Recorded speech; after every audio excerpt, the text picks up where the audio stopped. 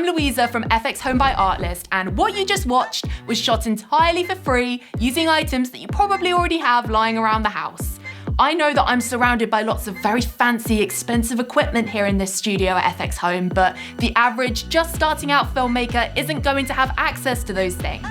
But no excuses, guys. If you have an idea for a film, you can still bring it to life, and I'm going to show you the process from start to finish for how I made mine for free.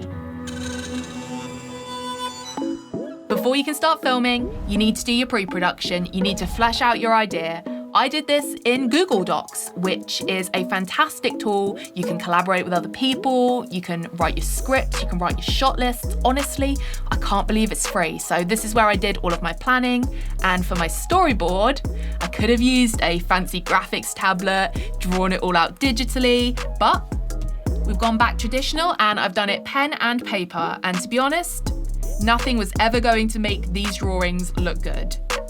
Which is okay, because you don't need to be an artist to do a storyboard. As long as it kind of tells you what you kind of want the shot to look like, then that's good enough, or at least it's gonna have to be good enough, because this is as good as it gets for me.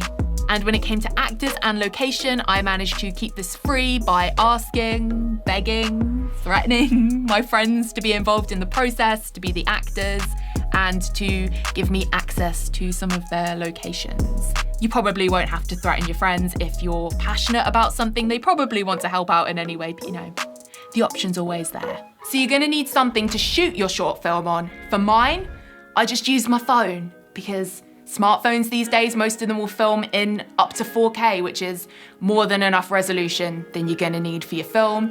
If you want proof of that, you're watching this right now in 1080p HD, and I think I still look quite professional, quite crispy.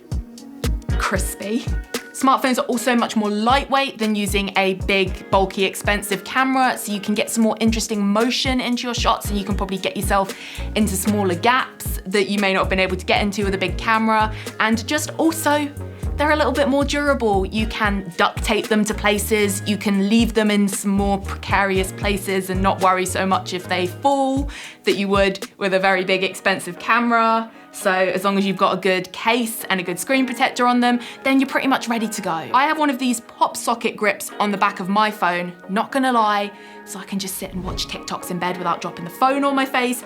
But for this film, it came in handy because it gave me something that I could use to stabilize myself while I was filming. So multi-use. And also you can use them to just prop your phone up if you don't have a tripod.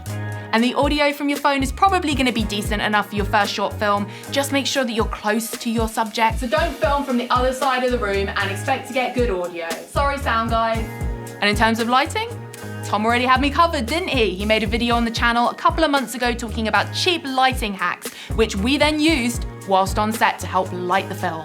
So if you are interested in more detail on these, then you can click the card on screen right now. But if not, I think we've covered everything and we're ready to get to the shoot day.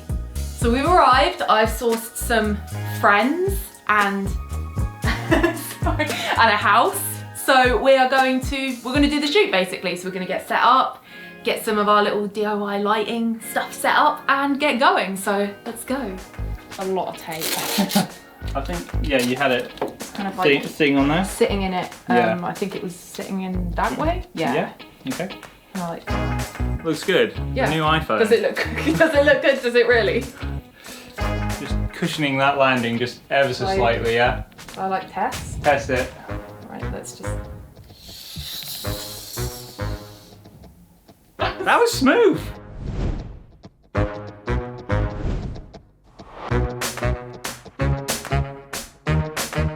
This is what we call flagging. This is just placing a small sort of hood around the lens.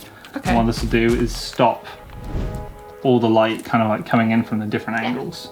So we are going to try and fake the look of a slider now, like in my storyboard. So the drawer is going to open and we're going to pull the camera backwards. So we're going to do this by putting it on top of a blanket and just pulling the blanket back.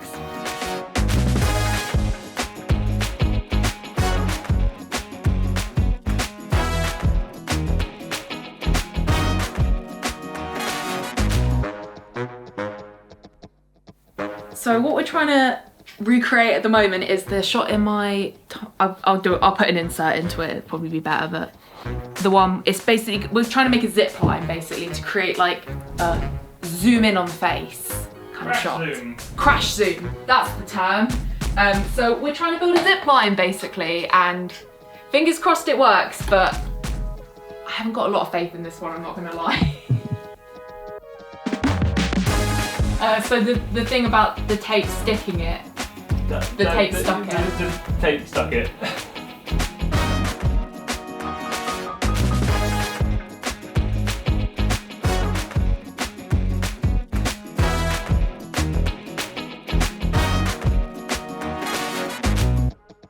And that's a wrap. So next up was the edit, which I did in HitFilm Express because it's completely free and it does everything you could possibly need it to do. So let's go through some of the things that I did to make my footage look a little bit more cinematic.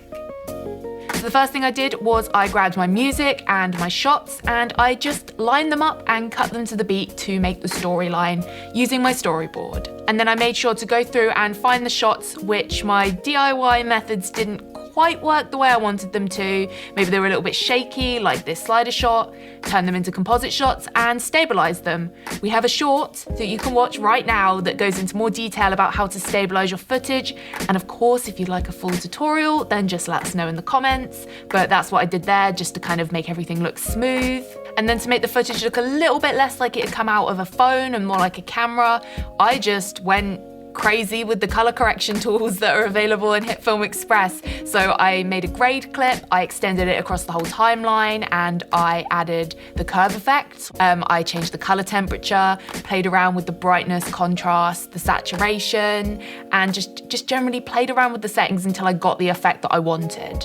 And to make it look like it came out of an expensive wide-angle camera, I just put black bars on it, which I did by just creating 2 new plane layers and just changing the positions so that only a little bit was showing at the top and a little bit at the bottom. Just literally black planes used as black bars on the top and bottom.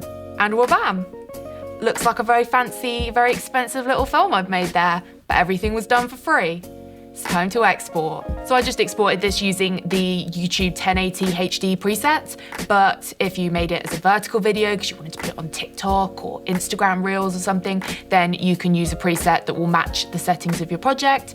But once I was done, I just clicked export and let the magic happen. And then the only thing left to do is to publish your video and show it off to the world. You can do this on YouTube or Vimeo, social media. These are all great free places that you can upload your video and it could be potentially seen by millions of people, which is very exciting and also a little bit scary.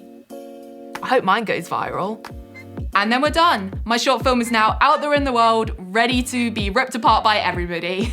If you're interested in more videos, you can click here. If you like this video, make sure to like, subscribe, give us your firstborn child, all that good stuff, and we will see you guys in the next video.